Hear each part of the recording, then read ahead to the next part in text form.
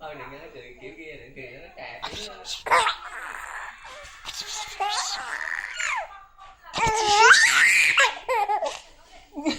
nó cười theo nó chứ biết nó cười kiểu gì. Sao nó mới cười kiểu đó.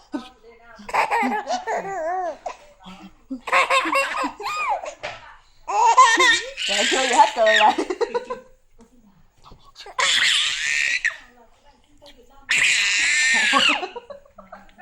chảy bộ.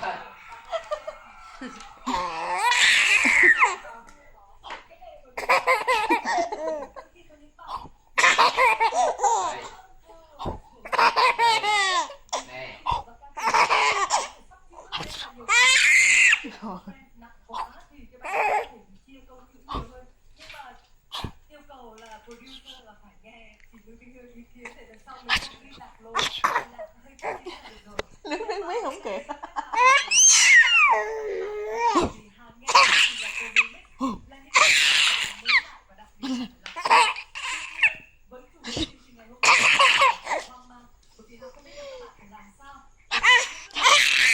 Kêu vậy chứ.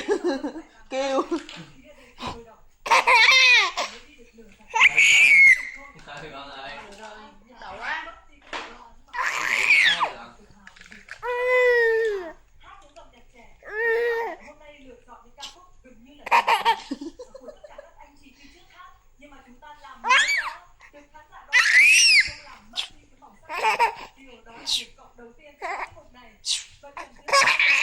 Ừ, ráng rặn đi, rặn ị luôn.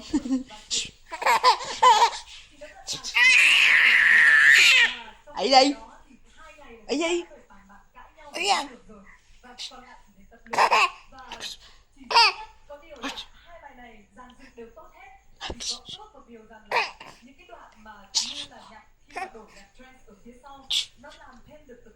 Dạ, hết trời.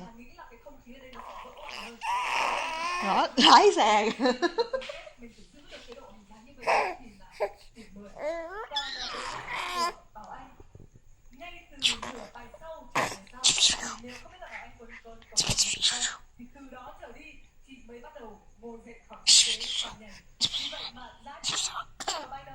Trời.